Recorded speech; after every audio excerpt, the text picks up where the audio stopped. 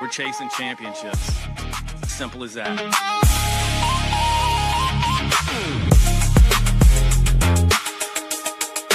Fast gets slow, but big doesn't get small.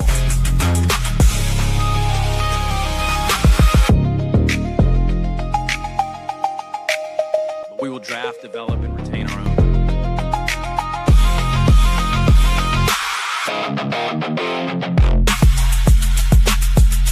I'm grateful that they gave me the opportunity, and I'm here. Fins up. Hey, welcome, Fins Faithful. Tonight, we got a real interesting show. You know, not only Dolphins drafted 2 Texas Tech players this year, in Jacob Rodriguez, Caleb Douglas. Of course, they have Jordan Brooks, the legend Zach Thomas. And now we have the Brendan Sorsby, which has become one of the strangest stories in football with his decision to enter the supplemental draft. So tonight, we're going to get the Texas Tech's perspective on all of it. What are the Dolphins getting in Rodriguez and Douglas? Did Miami find value where they drafted him? And what's the real story behind Brendan Sorsby and everything that's happened over the last few months? To help us answer those questions, we're joined by RC Maxfield from the Red and Black Report, host of the Red and Black Report, who covered these players and this program closely.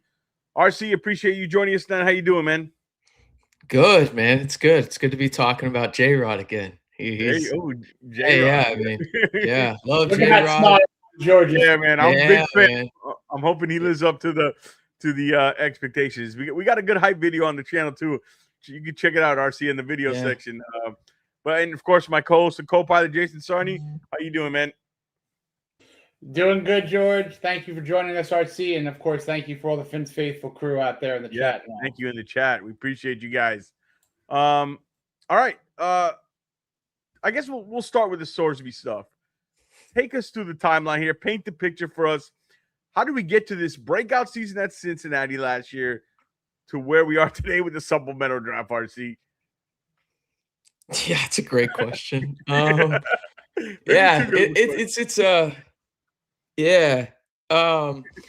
So, I mean, you recruit him to Tech, and it was maybe the most well-known secret that when he entered the portal, he was going to be a Red Raider. There was some LSU talk, like he went to go visit it, and it was just to drive the money up a little bit, and good for him. And so he ends up committing to Texas Tech. I mean, shoot, he called Patrick Mahomes, Cody Campbell, and Joey McGuire to tell him he's coming to Lubbock to win a championship. So Everything's great in Raiderland going into spring ball, and you think about what Tech did last year. Obviously, it wasn't a great showing in y'all's home stadium, but you still make the college football playoff, right? And so, quarterback is the biggest need. So you go out and get arguably the best one in the portal. It's either him or Sam Levitt. Maybe if you're a Drew Mestamaker guy, maybe he's up there too. But worst case scenario, top 3. So Tech pays a pretty penny to go get him. You put him in the perfect offense for his skill set, and then I don't know, all hell breaks loose in late April. And there's a report from Pete Thamel. Hey, Brendan Sorsby is betting on games. At first, I hate how Twitter is now, where you almost have to question, do I have the right guy's notifications on here? Is this fake? Right. But then everybody's tweeting it. I'm like, oh, okay, so this is real. I was like, well, this is going to take over the whole entire sports world. Like this is just a massive story. And so as soon as that's released, you hear he goes into rehabilitation or a treatment facility for his gambling addiction out in Arizona. He's out there for 35 days, returns to Lubbock. Texas Tech has a plan for him. But in that time, Texas Tech has ruled him ineligible. I think that is important to know, that Tech ruled him ineligible first. Then the NCAA comes in and is like, he's ineligible. Well, Tech ruled him ineligible first. It doesn't matter. Like, from that perspective, in order to get his eligibility back after the NCAA ruled him ineligible, he obviously sues, right? As everyone does seemingly in court nowadays. They went against the NCAA because they have no power. And so he gets that injunction, and that's really when all hell breaks loose, right? I mean, the whole sports world, including me, like I had been saying for weeks over on the Red and Black Report, there's like a 0.0, go however many zeros you want, 1% chance that he gets this injunction because he broke the cardinal rule, right? Yeah. You can't bet on your own team, regardless of if you're redshirting or not. And then, yeah, I mean, he got the injunction, and I thought he was going to play. Just from, being around Texas Tech, these guys just don't back down. But that being said, I think Texas Tech kind of shot themselves in the foot a little bit. They talked too much during this whole thing. From a PR perspective, just released a statement or two written and then just shut up. There's no need to release a podcast about why he's going to play, right? Like, I think that just gasoline on a fire. Cody Campbell went out and talked too, and rightly or wrongly, gasoline on a fire. And so I think we got to a breaking point this past weekend where it sounds like Texas Tech just was like, all right, this is one of those deals. And I think Brendan knew it too. McGuire had a quote that said one of the first comments from Brendan Sorsby's family was like, is Texas Tech going to be okay in this, right? So they understood what Texas Tech was going to have to go through in this whole ordeal as well. But at the end of the day, it was what seems like a mutual parting of ways. If I had to, take the mutual away, because let's be honest, not very many things in life are mutual. It's like Texas Tech was like, hey man, we just don't want this all year. Like, not from the perspective of they were afraid of what the Big 12 was going to do, but more so it's just like, hey, there's just going to be this cloud around this program for the whole entire year. And we feel good about the guy we have behind you. I mean, point blank period. If he didn't tear his ACL, we wouldn't be having this conversation. But Will Hammond will be ready to go week 1 or week 3. And you play Abilene Christian and Oregon State. No disrespect to those programs. You should be able to beat them without your starting quarterback with the talent you have. So, I mean, a long-winded way of saying the saga, thank God it's over. I'm glad I don't have to talk about Brendan Sorsby anymore. Guys, I'm glad I get to talk with you guys about it. I don't have to deal with all the legal stuff because Lord knows I'm not a lawyer. Fair enough. And before all this exploded, what was the vibe with Sorsby around Texas Tech? Did you yourself have any interaction with him? How was he viewed, in and around the program? I mean, I personally have never met him. But he is a guy that everyone that I know that was in the program that I talked to or very close to it, I mean, he's a great guy in the sense of he was a guy that his teammates loved. There was never a bad report on him or anything like that. He's just the kind of guy where, unfortunately, he had a vice, aka an addiction, I guess, in this scenario, and it's the one you can't have in a lot of ways, unfortunately. And I think it all would have been a little bit different if he didn't bet on his own team. But at the end of the day, you can't do that. And I think it was one of those deals where I don't think anybody's questioning Brendan Sorsby as the person. He's a good dude. There's no character flaws. He's team first guy. I mean, he's built like he's a perfect specimen of a quarterback, right? He's got every intangible you want. He's a guy that, there was multiple people that were around the program that I talked to was like, I mean, all he really does is ball, play video games, hangs out with teammates, and goes to church. That's really it, man. And so at the end of the day, unfortunately, during that free time, he was gambling in it. Ruined his college career, but hopefully he lands on his feet in the NFL. Yeah. And he started, it was young, right? Like they said, Indiana was where he was 18, he admitted, right? And it was like over $90,000 of betting in Indiana, So it started young for him, right? So, and if I were to say, you're covering this story, you covered, with the Red and Black Report. What do you think people are missing or misunderstanding the most about this Sorsby story that you've seen you talk about Twitter, you talk about these places. What are people misunderstanding? What do they got wrong here? I think, and again, call me a homer, that's fine. What did Texas Tech do wrong in this situation? I think is what people are misconstruing. Like we're in June. Who's to say Brendan Sorsby was actually going to play for Texas Tech, right? Like he never took a snap for the Red Raiders, and everybody was acting like he was out there throwing 4 touchdowns for him against Lord knows who, right? It's like Tech had even said themselves that in the probably too many comments that they released that who knows if he's going to play for them starting in week 3 when the suspension was up, because he only had a 2-game suspension. So I think that there's just this thing where it's like, oh, the integrity of the game, this, that, and the other. And truth be told, I get it. I really do. I can wholeheartedly admit I'm probably too close to the sun on this. That being said, he didn't play. it's like, what are we talking about here? Like, Tech was standing by their player, like any program would in the country. Let's just face that. Like, especially right now in the summer. Now, teams may have done different things if the ball was supposed to be snapped tomorrow. And I think Tech would have done something different if it was snapped tomorrow. But we're talking about June here, right? And so I think that's the biggest misconception is, oh, Tech was going to let him play. It's like, how do you know that? How do you know that? They didn't tell you he was. They were just standing by him. But at the end of the day, I think people took out their frustration on a judge that had no Texas Tech ties, by the way. That's very important. That judge did not have any Texas Tech ties that gave the injunction. People took out their frustration on a bad ruling because, let's face it, that's what it was. It was a bad ruling.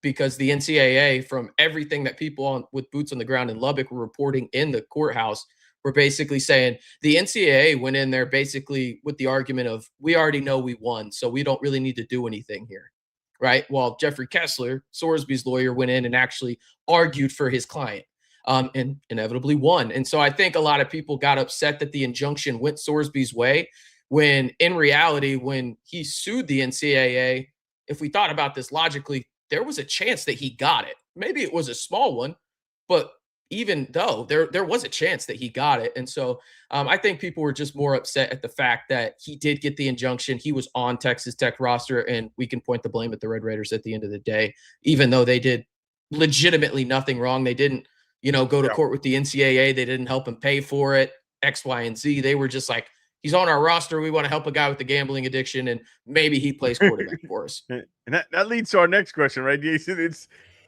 yes. I mean, you could probably paint a little bit of a picture better than what we know. But Sorsby's agent suggested Cincinnati knew of this before he got to Texas Tech. So from what you know, there, RC, easy, right? People around Tech, I mean, did Tech inherit the situation that was already in motion? What can you say about that?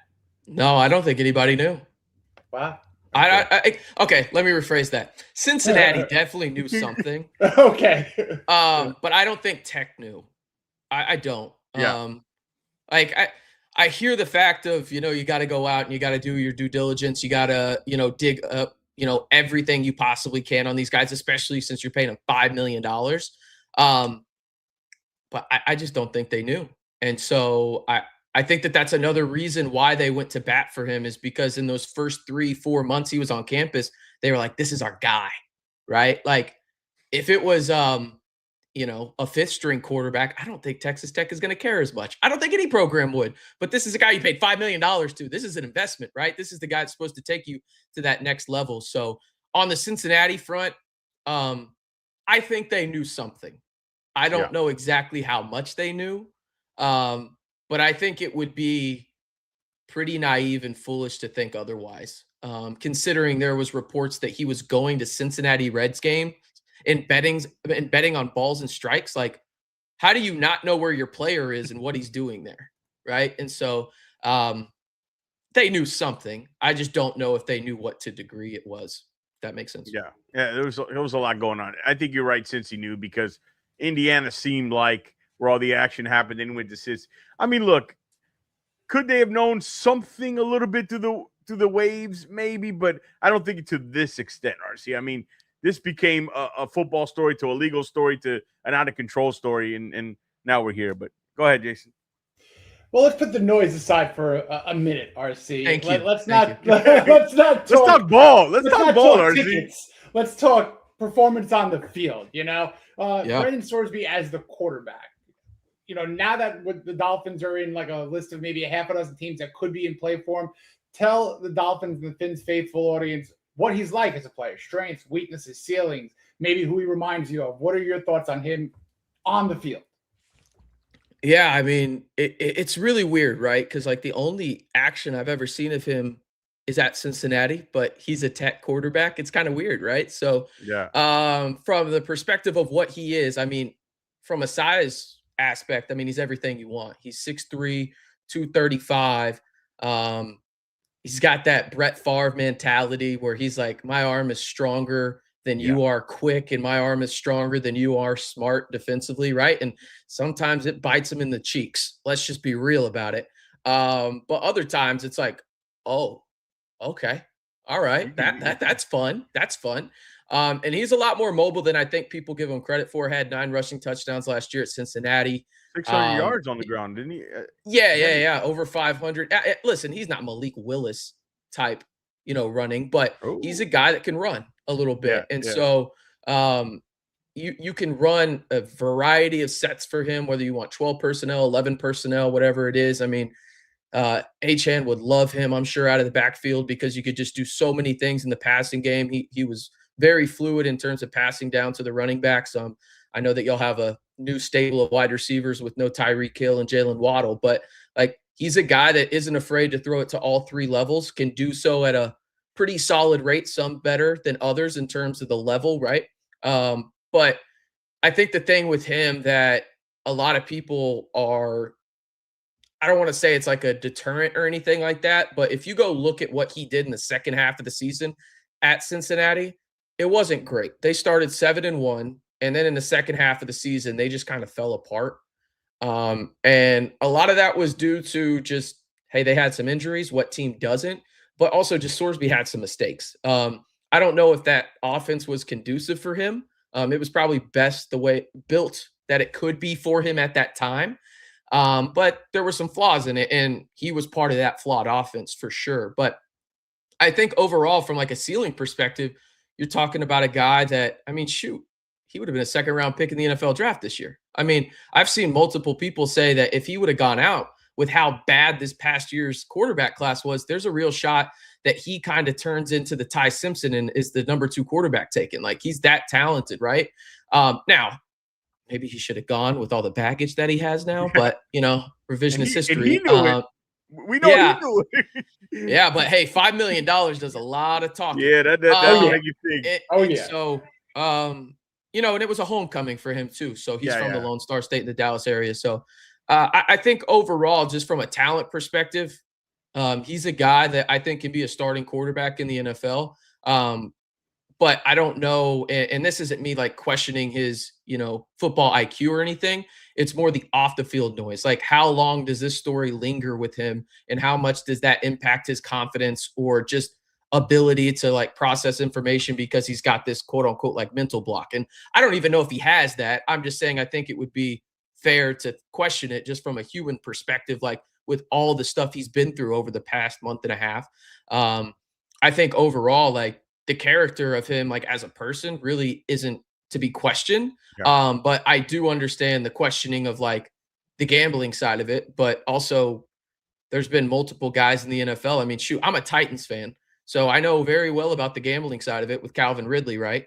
In terms of like what happens with that and betting on your own team. They've already set a precedent. So what do they suspend him for like his first year? Well, he probably wasn't going to play for potentially the Dolphins anyway this year because you got Malik Willis, and you got to see what he is with that big contract y'all gave him. So I don't know. I think he's a guy where, if we're being realistic about his upside, starter long-term in the NFL, I don't think he's ever going to be like a Josh Allen type or anything like that. But he's a guy that you can build an offense around, and he can be very serviceable for you if you put him in a conducive environment to succeed. And I think maybe the best part about it for him is no one's going to start him right away. Yeah. So he's going to get to learn. He's going to be behind the 8 ball anyway, because he's going to be coming into camp, in July. So he's going to have to learn the playbook. He's going to have to sit on the bench probably for a suspension from the NFL, or maybe they don't suspend him. I don't know. But either way, he's probably not going to play in 2026. And so a redshirt year in the NFL might actually do him some, good things down the line. Yeah. And it's funny you say that. And two is, you mentioned a lot of things I was going to ask you. Jason, did you have a question? Did you have a follow-up? Yeah, no, putting all together what you just said about, what he reminds you of, and kind of like, the projection of where he could land or be in the NFL. What type of a supplemental draft pick in your mind would be proper for him? What would you do? Probably a 4th. Yeah, I don't know. I think he's talented enough. Like, I know y'all aren't going to like this, but like, if I'm the Jets, I got 3 first-round picks, right, next year. Yeah. I'm not going to throw one of the first-round picks at him, but like, let's just say hypothetically we throw a second at him. and he hits somehow, I have those 3 first-round picks to mess around and just build a roster around him, right? So I think from a skill perspective, he's very much in the discussion of like being a second-round type guy, but with the baggage and everything like that, I would be pretty surprised if somebody used a 4th on him, but that's probably what I would do just to like ensure like maybe reach a little bit if I was a QB needy team to get him. I think he probably goes for like a 5th or a 6th though. Yeah. We shout out to the chat. We just want to shout out to everybody in the chat. We got RC Maxfield from Red and Black Report. We're talking Sorsby, the Sorsby saga, as we like to call it. We'll get into Rodriguez and Caleb Douglas, the Texas Tech Miami Dolphins connection. The poll we have a poll running. Should the Dolphins take a chance on the Brendan Sorsby in the supplemental draft? Leading the way, 47% yes, 27% no, 20% depends on the cost, and 7% need more info. So yeah, and make sure you guys vote in the poll. And I just want to go back. We'll talk supplemental, but the draft stuff, because we're a big draft show. We get into it. I put out big boards like draft. So I went back. I said, let me update my, because first was he coming out this year, then he the portal, then the whole supplemental or the 27 draft. So when I went back and I heard the name, people talked about Jackson Dart. I absolutely see the Dart stuff when I watch him. Yeah. You mentioned the arm jumps out. The guy can throw what you mentioned far, the velocity, but not only that, kind of like how you got in Tennessee with Cam Ward, different angles, different platforms, and not a lot of guys can do that. And he's big, and he's comfortable outside of the pocket. You had a really good. I thought you summed it up really well, and it cuts both ways, like you said. He can get a little excited and get him in trouble. He's willing to take too many chances, and that's kind of where the eval gets a little tricky. But I agree with the physical abilities there, and I want to. You said. I was going to ask you this draft and put him in next draft. And I agree. I think if you would have put him in this draft class, I think he's sandwiched in between Mendoza and Simpson. I think he's after Mendoza before Simpson. That's how I would have had him. But if you told me he went back, right? He went to Tech. He had a good year. Where did Dart go? 25th? I could see him next year being around the 25th pick if he had a good year. So it wouldn't shock me. But the arm talent is there. This is a real guy, right? We're talking like you said. So it's fascinating to me. And as far as where you would take him, I'm right with you, man. 4th round. That's where for me is the 3rd. I'll start looking. I'm a big fan of RC, and Jason knows this. You take swings at that position as many times as you can. And I think the Dolphins are drafting a quarterback next year anyways, regardless how good Malik is or Quinn Ewers develops. Are you getting in the 3rd or 4th round a guy as talented as Sorsby? I don't think so. So that's my take on it. So Jason, chat, let us know where you would take it. Jason, where would you start? To me, I'm starting in the 3rd round. You're off. When you're asking me, it's what I could tolerate if it happens. Yeah. And I think RC makes a great point with the 4th. I could very much tolerate a 4th that could be a 2nd round or even 1st round talent. If you're asking me gun to head, as I like to say when there's a decision to be made, I pass. And not to use the quarterback pun on this, the reason why I say that is kind of twofold. The joke is you don't want to be a running joke, and the jokes write themselves with playing at Hard Rock Stadium, named after a casino 20 minutes down the road. That's number one. Number two is if you want to read and listen to the words that General Manager John Eric Sullivan had said during the draft, and he's basically making good on everything that he's saying. He said if there is a red flag on a player, whether it be injury or whether it be personality or off the field, he is turning the card over. And this is a red flag. So to me, if you're going to pass on guys who might have an injury or an off-field issue like he did at 11 twice and traded back a spot, I'm not going to name the names. I don't want to get people upset because they were upset, especially with the Miami Hurricane defensive player that they passed on. But red flag, whatever they are, he turns the ticket over. He turns the card over. It's almost like he doesn't want to deal with it. To me, if he does this, whether it's 3rd, 4th, 5th, it's almost like he's going against his word. So then that would be the first, all right, I don't know if I'm going to trust what he says from now on. Because, listen, he said he's going to re-sign Aaron Brewer. He said he's going to re-sign Devon Achane, or extend them, rather, because they were pillars. We're waiting to see if he makes good on that with the 3rd pillar in Jordan Brooks. I expect it because he said it. But if he goes a little bit back on this, especially if it's a second, I'd be like, no. No. That's where I'm out. So I take a pass. That's just the only thing I would say you different is we're not using the 11th pick on him. That's the difference. I get it. Yeah. And as RC said, he made a mistake. I don't know what his character. I don't know how the kid, they might have due diligence to believe this is a good kid. He made some mistakes. Let's give him a shot in the third or fourth. This position is different. If it was a wide receiver, if it was a corner, if it was a linebacker, I'd pass. This position, I think you got to turn over every stone and make sure maybe they believe they have the structure there, and maybe they believe, hey, RC, I mean, you what you've heard, you say you never met him, but hey, the character's good. He had a problem with gambling, right? And but I get what you mean. But this position is different. I just think I don't know. It's not a domestic violence case. It's not. It's his own. He did harm to himself here, and he had a problem. I don't know. I know what you're saying, Jason. That's why first or second I'm off. Fourth round, one last fourth thing. round, take the shot. One last thing. Yeah. Read an article out there, and RC, maybe you could have a little bit of clarity. This wasn't 4 or 5 or 6 bets. I read 29. Oh, no. It was a lot. I mean, you said he's betting on balls and strikes in baseball. Yeah. So I mean, he was betting. He was betting on like doubles women tennis. This is what I'm saying. He's this is not. He's a problem. This is almost like. I know. This is not just a vice. This is a big time problem. So, in the world of prop betting, in the world of over and unders, I mean, I'd be thinking if he's on my team, all right, is he going to throw to a guy that already has 5 catches if the over under is 5.5 of receptions, and he knows that? Is he going to throw an errant ball just so he can get? I'll throw a pick. I'm up 31-10. I'll throw one pick because I have 1+ on me. You know what I'm saying? Yeah. So this is a very slippery slope. It's almost like in the basketball world of college point shaving. Who did you have to get? You had to get the point guard. We had Terry. You had to control the point guard. Well, the Heat had Terry Rozier down here. So if you go back, I mean, RC, I know this is probably like way before your viewing time, but I don't know if you knew anything about the Arizona State, college basketball gambling. They got I've heard a little bit.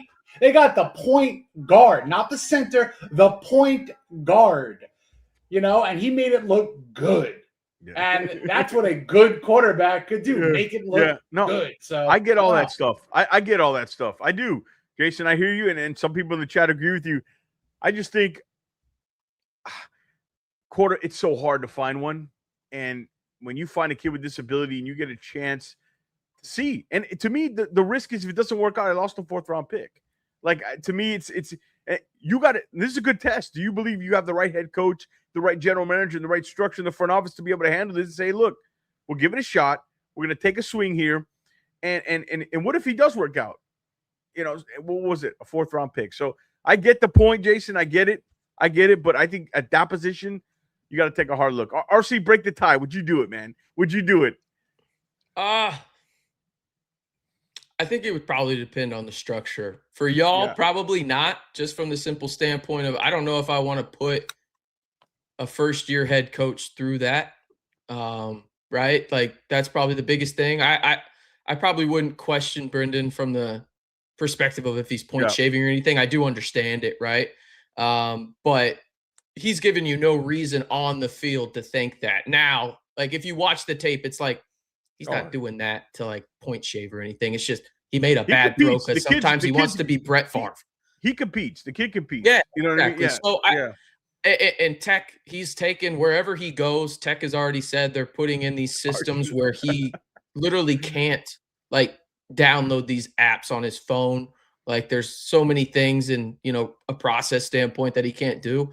I just don't know with a first year head coach if it makes sense. But I think from the place that he could land, like the Dolphins, for example, I think it would be a good spot for him, but maybe not a good spot for the Dolphins, if that makes sense. Yeah, that makes complete sense. And just to address one last thing, obviously I know they can monitor the phone, but it ain't hard to get, if you saw the Wolf of Wall Street, a rat hole. If you get someone to put things in for you, which could implicate more people. So to me, I'm wishing him well. You would have to hope the problem is like he learned his lesson. That's what you have to hope. I think just he think did, but it's a hope. It's a hope. Yeah, it's a hope. Yeah. But here's the thing: if it wasn't hope, you wouldn't be getting a player like that in the 4th round. And if you drafted a they got quarterback, highlight down in Miami that you could bet on too. yeah. And if you get that, and if it doesn't work out, who cares? 4th round, but I don't know. I just think that I always call them lottery tickets, and I think you're getting a lottery ticket on a deal here. Now, here's the bottom line: do I think, for all the reasons Jason said, if you're asking me gun to my hand, the Dolphins won't do it. That's my. I'm just saying it's more the philosophy and the way I look at that position. And I'm not sure he's a bad kid. He's got a problem. And if it works out, somebody's going to get a good problem, because you see Dart, you see not Josh Allen, but you see the size and the physicality at that position. And I just think, and there's no guarantees you would have been a 1st round pick either. Like, you got to wait. The season got to play out. We always see that every year, but yeah. I understand both arguments. I would do it for 4th. I'd look at it at the end. 3rd would be tough, but 4th I'm in. And yeah, but let's move off Sorsby here. Chat did really work out. I mean, look, we don't know, right? We don't know. As a Titans fan, no. It's literally a gamble. A gamble. Okay. Are you betting on the kid? Are you betting he's not going to bet? That's the problem. All right. Let's move on to a guy who doesn't have these kind of problems. Jacob Rodriguez. All right. Smiles back. Now Jordan loves him. Yeah, I love him. I hope he works out, just because I love him that much. Let's switch gears here. What made him such a respected player at Tech? This is a guy who played running back and quarterback, and he got to the point.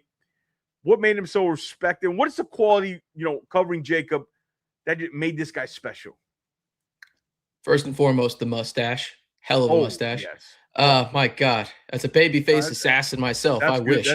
That being said, no, he embodies everything.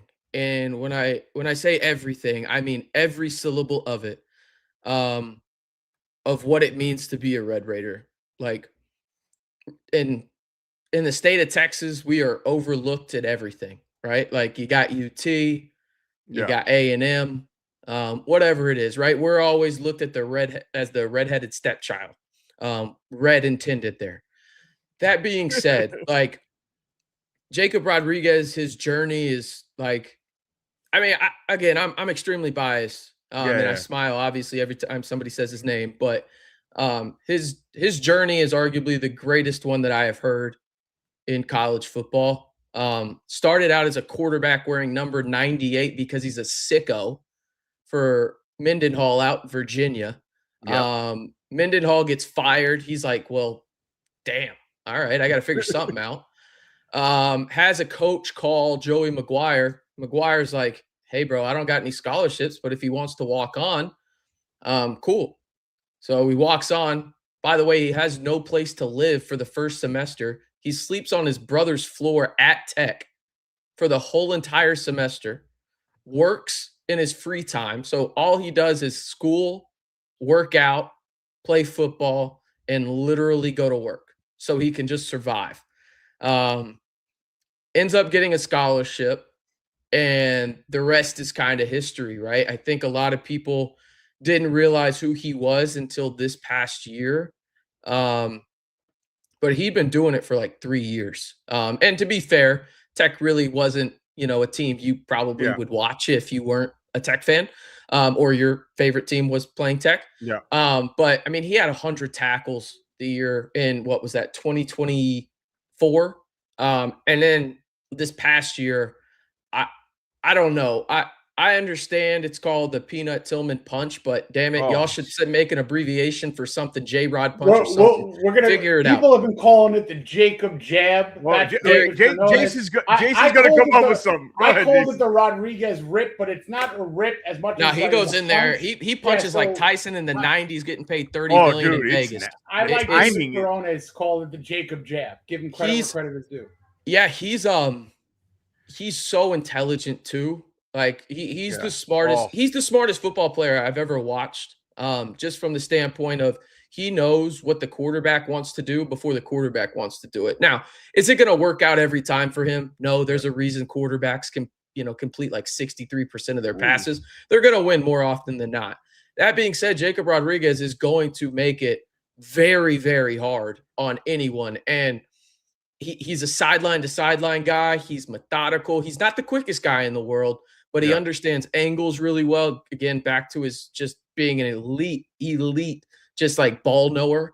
And he's a guy where I don't know if y'all are planning to put the green dot on him, but I would do it as a rookie. He's gonna, and this is not a shot at Jordan Brooks, another Texas Tech legend, by the way. Not a shot at Jordan Brooks. I would venture to say that there is a very strong possibility Jacob Rodriguez knows this defense better than Jordan Brooks does in year one. He's that smart. And oh, by the way, he's not even the biggest badass in his family. His wife flies like helicopters in the Army. He's a badass, yeah. And he's like, he's kind of a wuss compared to her, which is crazy. And so he fundamentally, like, if you don't root for Jacob Rodriguez as a person, tell me right away so I know never to talk to you again. Because he is just, he's everything you want in a football player. Like, he's everything you want as, the face of your defense, maybe the face of your franchise. And again, I'm not saying he's going to be Zach Thomas. Again, shout out to Texas Tech. We're running South Beach at the linebacker spot. Man. Yeah. And so I'm not saying he's going to be a Hall of Famer or anything like that, but I'm saying if you want to have a guy that has a feel-good story, knows the game really well, is an impactful player, the stash is him, man. J-Rod is that guy. He's I'm probably not gonna shed a tear, but my eyes will get a little watery the first Saturday of the fall when I don't get to see number 10 in the scarlet and black playing against Abilene Christian. You're getting me fired up. I'm Jason. You know what I'm thinking about? The J-Rod song I did for the you gotta check that out, RC. If you did, check that out, RC. Together a little on the video section. Yeah, on the videos section of our YouTube page. It's quick, man. It's like a minute and something. Check it out. You're gonna like that. But real quick, what I loved in your appraisal of him and your comparison, I mean, if you take away the stash, but you used sideline to sideline, you used his intelligence, and not the fastest guy, but knows what the quarterback is going to do. If you ask any Dolphin fan, who did you just describe? They're going to say Zach Thomas. Yeah. And that to me, I mean, look, and I saw someone in the chat, and they're absolutely right. Robert said, if J-Rod is even 75% of Zach Thomas, we are golden. I cannot agree. I'll take 50 more. I was going to say, I'll take 50. But the attributes are there. Could you tell us a little bit about, I mean, we heard that Zach Thomas actually became a mentor to Jacob. Do you know anything? Do you have any kind of story or anecdote about that relationship? I know that, I mean, Zach Thomas is really, since McGuire got hired, has been around the program a lot. He's a Ring of Honor guy at Tech. One of the top 5 players to ever play in the program's history. I mean, that's not saying a whole lot considering he's in the NFL Hall of Fame. He's pretty damn good, right? But he's a guy that has been around the program more, really since McGuire has been there. And I think I think he was appealed to, or Jacob's story appealed to him, right? In the sense of walk on. Zach Thomas was a very lowly, rated recruit.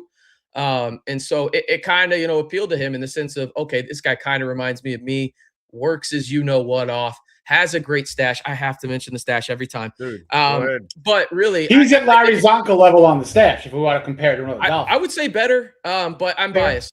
But yeah, it's I don't know how much they're in contact, but I do know that Zach was a lot more involved in the McGuire era currently right now at Texas Tech than he was in the Matt Wells era. And don't get me started at that. But I mean, he was close to Jordan Brooks in some capacity as well at Tech. He still comes around every once in a while and talks to Jacob. I know when he was at the Senior Bowl, they took a picture together. Zach was obviously down there when Tech played in the college football playoff at the Orange Bowl. I mean, Zach he's awesome. I mean, and Tech is kind of slowly becoming like a linebacker. Obviously, there's still a little bit more of a turn to go. We probably need to get 2 or 3 more guys in the league, but luckily for the Red Raiders, they've got a few in 2026 that will be hoping to live up to the J-Rod way of living on the field, but it's going to be really tough to replace him. Well, hopefully you get some real good ones because it seems like they all come down here and play for the Dolphins. I wanted to, you mentioned it because, I had him 27 on my draft board, so a first round guy. And what I love, Doran, you said it, he sees things 3 yards ahead. And I think that's what makes him a great player. And will it translate to the NFL? We don't know, right? It's not an exact science. I could love the guy, but it's guys get it wrong half the time and they're getting paid $1 million. You're good at this job. So, but yeah, touch on that. The turnovers, the peanut punch. I mean, the timing on it, the placement, the power. But didn't we do the, Jason, you see the grip strength video? He had one of the top grip strength. Yeah, unbelievable. Yeah, I want to get one of those things. See what my grip strength. I don't. Jonah. I would be embarrassed. I'm with you on that, RC. Shout out to Jonah. Jonah had a pretty good one. Savi and I over 200 on the grip strength. But let's hope that's the worst of what he can do this year. All right, Jonah needs to step it up. Yeah, let's use that grip strength on inside the defensive tackle's chest. But correct. But that's what it is. The turnovers were unbelievable, right? RC, like he saw it so much ahead. You could see how good he kind of analyzed it and was able to see things before it happened, right? Is that the biggest tool that you saw from him? I mean, it's definitely one of them. Again, hold on. What do we got here? Yeah, that's hot. That's hot. I'll go ahead and say it. That's hot. That's hot. Yeah. Yeah. There's no way other way to describe that. That's some riz, like the kids like to say. Yeah. I'm not up to date with that, but I'll call it hot any day of the week. I'll tell you that. No, him creating turnovers is definitely up there. I mean, again, the mental side of the game is just where he's a bona fide superstar there. He really is. Like, he understands the game better than probably anyone in your building already. Like, just full period. Like, the thing is though, with those turnovers is, like, they're so timely. Like, you think about some of them and they were in the biggest games, like where he's got that one-handed interception to seal the game out in Salt Lake City when everybody was like, is Texas Tech for real, or did they just buy this team kind of deal? And they go into Salt Lake City and just BTA the Utes, right? And then you think about what he did against BYU. You had a 7-8 matchup, college game day, the biggest game out in Lubbock since Crabtree had that catch against Texas in 08, right? And he goes out and picks off Bear and makes his life just miserable. I think that kid is probably still seeing ghosts because of him. And so it's just one of those deals where it was each and every week. And I didn't even mention the fact against Oklahoma State. To be fair, Oklahoma State was trash, and I mean that with my whole heart. I hope they're trash again. Hate those guys. But he just goes in there on a run play and just like, all right, this ball's mine, bro. Like, I don't know why you're on scholarship. I'm going to take it to the crib. Like, when he sees something and just puts his mind to it, it feels like every time he succeeds, whatever it is. And so, listen, I know I'm praising this guy like he's the second coming of Zach Thomas. And listen, I understand I sound like a homer right now, but I fully believe every syllable that I have said about Jacob Rodriguez. This guy is everything that's great about Texas Tech, and it is hard for me to see a scenario outside of, God forbid, injury, knock on wood 1,000 times, where this guy just doesn't play middle linebacker in the NFL for like 12 years. Yeah. And you like him middle linebacker. Now, I know some of you said weak side will, but he's probably got that size, but to me, he's the quarterback of your defense. I want that dot on him. I want him to be the one that's communicating with everybody, making sure they're in the right spots. I want that because he's a really good communicator too. He understands how to do that. He knows where you're supposed to be even when you're not there, and he communicates it quickly so you can get in that spot, have time to evaluate things and make the play you need to do. If you're on the defensive line, same in the secondary. Like, he just knows everything. I mean, he's the most intelligent football player I've seen wear the scarlet and black, and I've been watching them and covering them and probably yapping too much about him if you ask my wife since 2014. Yeah, so I could talk about Jacob Rodriguez all day. And I know please do. Let's do it. Hey, shout out to the chat, man. You guys are great. Robert, Jordan, Ice, all you guys, Beach. I can't mention them all. Thank you guys. Make sure you hit that thumbs up, subscribe, hit the little bell. Let's keep getting the subs up. We're going to keep giving you this great Dolphins content. We got RC Maxfield from the Red and Black Report who covers Texas Tech, talking all things the Red Raiders. We got, obviously, the Sorsby saga we hit, then Rodriguez. And I could talk all day, Rodriguez, but Jason, switch us to another guy we drafted, right? Maybe a little more controversial for let's the go to the Dolphins other fan. side of the ball. Now let's talk about Caleb Douglas. Now, when Caleb Douglas was drafted by now, there was Y'all get the reference here in a second. Yeah, okay. There was a little bit of controversy with the name of who John Eric Sullivan drafted. We all knew that they were going to go receiver early and maybe multiple. They got 3, but the name Caleb Douglas raised some eyebrows. Do what you just did and preach to the choir about Douglas that you did about Jacob Rodriguez. Hopefully, what are we getting in Caleb Douglas? Well, you're never going to hear me talk about a player higher than Jacob Rodriguez. I was about to say, that's a bar pretty high set. But I do want to inform you, gentlemen, y'all are saying Caleb Douglas's name wrong. Okay, it's Caleb Payday Douglas. Don't forget the payday. Is that what Don't forget the payday. Okay, okay. You can't forget the payday. I'm letting you know right now. Caleb Payday Douglas, first and foremost, just a baller. I love that nickname. By the way. Yeah, it's awesome. I think we're the only one who have that. So I think it's exclusive to us. We gotta. Yeah, no, that's a RBR thing. Like we say it in the comments. Like people literally call me out if I say Caleb Douglas. They're like, RC, you forgot the payday, and I'm like, damn, I got to go do like 10 push-ups as punishment or something. So we are instituting must-say payday via RC Maxfield. Let's see where we're at week 4 here. Well, listen, hey, he might piss you off. I'm invested in the payday, RC. I'll tell you. Yes.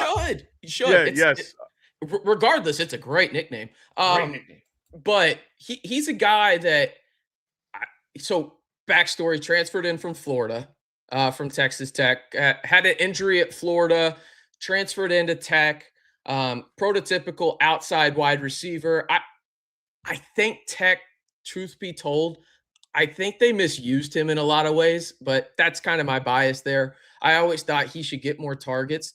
But he's a guy that, again, y'all can correct me if I'm wrong. I don't watch all the Malik Willis tape in the world, but he really likes that sideline, like loop ball, right? On the outside. It looks like, when he does throw deep and he's not running. I did watch him a little bit in Tennessee, but that was before he realized he could throw a football. Like that's where Caleb is at his best, is on the outside. He's a guy that is a really solid route runner. I'm not coming in here to tell you he's going to be like a Justin Jefferson or anything like that, but he's going to be a good wide receiver 3. Like that's what he is. He's a guy that can come in there, can not have the focus on him, can be that guy that makes the safety respect him going deep and open things underneath for, maybe Achane on a Texas route or, oh my goodness, I'm forgetting y'all's tight end. Is it Greg Dortch? That's the wide receiver. There we go. You got Greg Dulcich tight end. We drafted Kazmarek at Ohio State. Not a receiver. There you go. Yeah, Dulcich. There we go. Yeah, like maybe he opens things up in that intermediate space for other guys. He's good at that. That being said, he's a guy that can really, really do good in run blocking on the outside as well, which I think y'all like to get out in space, obviously, with Achane. That's a big thing for him. I'm not saying he's the greatest in the world. He's not Darnell Washington.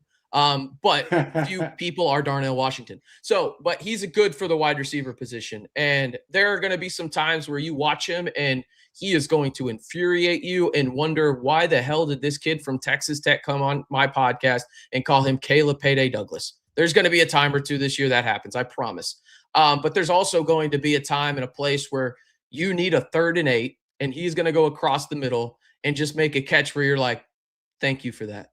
I needed that. The defense needed that, right? And so, again, if you have wide receiver 1 expectations, probably need to calm down a little bit. But if wide receiver 3, I think he can do that, especially in y'all's wide receiver room with no Tyreek, no Jalen Waddle. I understand that there's a lot of new guys in there and you drafted a bunch, Chris Bell and everything like that.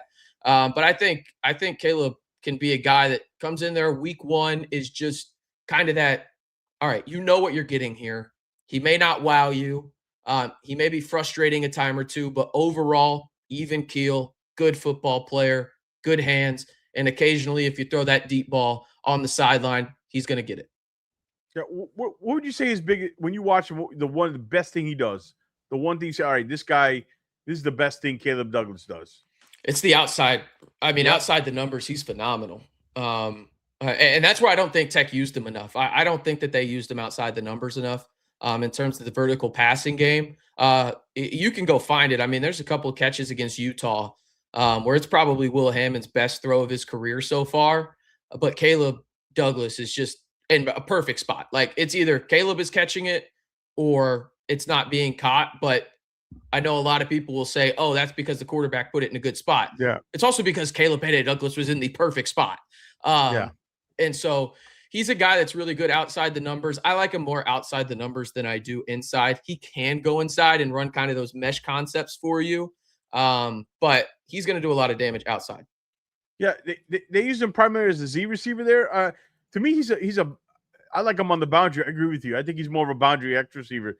I kind of tend to agree with you when I watch him. They didn't utilize him right. But I agree. I like him as a boundary X. And I actually like Chris Bell as the Z, a guy. Chris Bell is a movement, but they used him primarily as Z, right? So you think more they didn't use him enough on the boundary, right? That's the biggest thing, correct? Yeah, I think, and it's not a shot at the OCs at Tech that they've had. I mean, you think about what Tech has had when Caleb has been in Lubbock. I mean, they had Taj Brooks, who went to the Bengals in the 6th round, but he's the all-time leading rusher in Texas Tech history. Like, he was getting carries a ton, right? So really the biggest thing that Caleb needed to do there was, again, run block. Last year you had a very run-heavy offense as well, and you had one of the best tight ends in the country in Terrence Carter Jr. So it was like, all right, like, you've got a couple of guys there on the outside. Reggie Virgil, who's now with the Cardinals, got drafted this past year. Caleb Douglas, like that was your outside wide receivers. And so it felt like Reggie was better at that X spot. And so Caleb was like, all right, I'll go be the Z. And so it almost felt like that, right? Like, what Reggie is at the X is just better, right? And the drop off from Caleb at the X to the Z is a little bit more minimal than it would be for Reggie to go from the X to the Z, if that makes sense. Yeah, I agree. It makes perfect sense. All right, so I got a fun question here. I think I know the answer here, but based on our conversation. But let's fast forward 5 years from now. Sorsby, Rodriguez, Douglas. Since I already know your answer, which one of these guys got the best NFL career? How about rank them in order? Because I think I know who's number one. Yeah, I'll go last to first. Yeah. It's pretty obvious on the first one. With what we know now, right? Yeah. I'll still say Douglas, Sorsby, and then significant gap, Jacob Rodriguez. So Douglas 3 or Douglas 2? Douglas 3. Payday Sorsby 3. 2. Sorsby 2. And then significant Grand Canyon type drop off from 1 to 2, and obviously the 1 is J-Rod. That'd be my order too. We're gonna go hard agreement on that. Yeah, that would have been my number. Who should let's talk about Tech this year real quick. Give me some names for the 27 draft. Who you think teams should guys we should look at? Just name a defensive player, and you probably could draft them. Yeah. But the big ones, though, I mentioned Terrence Carter Jr. He's a tight end. Yeah. He's at worst the 3rd best tight end in college football. He's 6'2", 245, 240 in that range, and he's just a big wide receiver that they were like, all right, we can't put you on the outside, but I guess we can put you at tight end, kind of deal. And so he's got phenomenal hands. He's amazing. And then we'll transition to the defensive side. There's, on the defense alone for Texas Tech this year, I think it would be fair to set the over-under in terms of draft picks on this 2026 roster at like 7.5. Wow. It's loaded. So the biggest one is AJ Holmes Jr. He's a defensive tackle. Everybody knows the Texas Tech defensive line they had last year. I mean, David Bailey went 2nd. You had Romello Height. You had Lee Hunter. All of them went in the top 3 rounds of the NFL draft. AJ Holmes, I think he's probably going to be a 1st-round pick next year. He's the best returning defensive lineman in college football, in my opinion. He's played in Shield Wood's defense now. This will be his 3rd year. He actually transferred in from Houston with Shield Wood when Shield Wood took the Tech DC job. So, and just to give you, a little bit of background here too, he wasn't even a starter last year. And he's this high. You had Lee Hunter, aforementioned, and then Skylar Gill Howard. Skylar Gill Howard got drafted by the Lions, but he only played half a season and still got drafted. And so Yeah. AJ Holmes came in and was an All-American type guy. I'm rambling a little bit, but I'll run through some more names. You got Mateen Ibaragba. He's a Wake Forest transfer. He was ranked as the #1 interior defensive lineman in the portal. He's a pass rushing defensive tackle. He was a little too big to play on the edge, so they moved him inside, and he just dominated pressures wise in the ACC. Then you've got on the edge replacing David Bailey and Romello Height. Speaking of shedding tears, will shed tears not watching them. That was a lot of fun last year. Now you've got Trey White from San Diego State. He's got 19.5 sacks the past 2 years for the Aztecs. He'll take over for the David Bailey role. And then you got Adam Trick for Miami of Ohio. Speaking of a pipeline for the Red Raiders, Reggie Virgil went there, starter last year for the Red Raiders. Took him from the Red Hawks. Took our starting left guard from the Red Hawks last year, and we went and took their best pass rusher now too. So appreciate you, Miami of Ohio. So he'll be a guy that will get drafted as well. Adam Trick, he had 66 pressures last year for the Red Hawks. And then you got Jacob Rodriguez on your Miami Dolphins now, but you went out and according to PFF, Jacob Rodriguez was the #1 linebacker in the Big 12. So what does Texas Tech do? They go out and get the second best one in Austin Romaine from Kansas State. There you go. So he's going to be the replacement. He'll get drafted in the top 3 rounds. Ben Roberts, I saw him on a chat that popped up on the screen. He's maybe the best returning linebacker in college football. Unbelievable. And I've seen some stuff where people are like, oh, the only reason Ben Roberts was good because he had Jacob Rodriguez. I implore you, if someone says that to you, mute them, block them, report them. They do not know ball. Then you've got John Curry, the Lubbock kid at the star position. He's a linebacker, but he's so athletic. He could play in the secondary. And then the last guy I'll mention to you guys is Bryce Pollock, who is a top 5 corner in college football.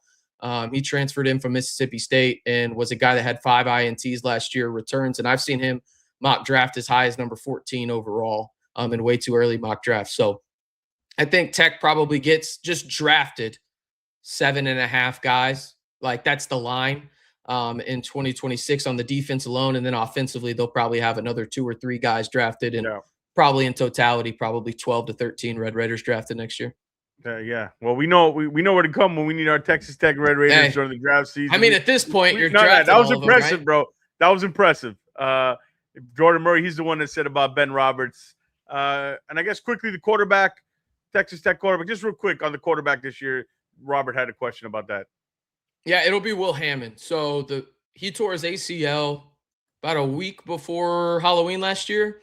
Yeah. And that's why they went to go get Brendan Sorsby, was because the plan was always Will Hammond would be the starter this year. But once he tore his ACL, it's like, all right, let's make sure he's good for 2027, not rush him back. Obviously, the Sorsby saga happened, so now he'll be ready to go. Yep. He was always going to be ready to go early on this season, regardless, as a backup. They just didn't want to rush him back. Now they're kind of forced into it. But he's a former 4-star guy. He's got some NFL probably potential. I'm not saying he's ever going to be like a first-round pick or anything like that, but I could see him kind of in that middle round, probably like a 3rd or 4th. Maybe if something crazy happens, he goes in the 2nd if he reaches his potential. But he's a guy that's been known as a runner, has really good touch on his throws as well. But he'll be QB1 for the Red Raiders this year. But, man, RC, this was fun. And I'm not just saying that. This was great, RC. We got to have you back on again. If Caleb Douglas balls out, Caleb's payday, Douglas balls out. We appreciate your time. But before we get out of here, man, let everybody know what you got going on, the Red and Black Report, where they can find you, all the good stuff you're doing, covering the Red Raiders and whatever else you got going on. Yeah. Follow me over, or I guess subscribe on YouTube, right? Over on the Red and Black Report, doing daily videos, talking Texas Tech football or men's basketball. Not much basketball good news right now. Not much good football news with the saga, but it's fine. There's a lot of news regardless. And so we'll be talking that every day. And then you can follow me on Twitter at RCMB323. I probably tweet more than I care to admit to my wife, but so be it. So you can follow me over there. All things Texas Tech on both of those platforms. Yeah, dude, we appreciate it. I can't wait to have you back on, and we're going to follow Caleb's payday Douglas and Jacob Rodriguez. So we'll definitely have you on, man. First Jacob Rodriguez turnover. We got to get you on that Monday. Or first payday big play. Yes. We'll get you on. All right, everybody, Go follow, subscribe, follow RC's channel, follow us. Make sure you subscribe, share it, let your friends, your aunts, your cousins know where to find the best Dolphin content on the web, whether it's here on YouTube or any other outlet we're on. But we appreciate you guys. Until next time, as always, stay Fins faithful. For RC, for Jason, for myself, guys, stay Fins faithful. We are out.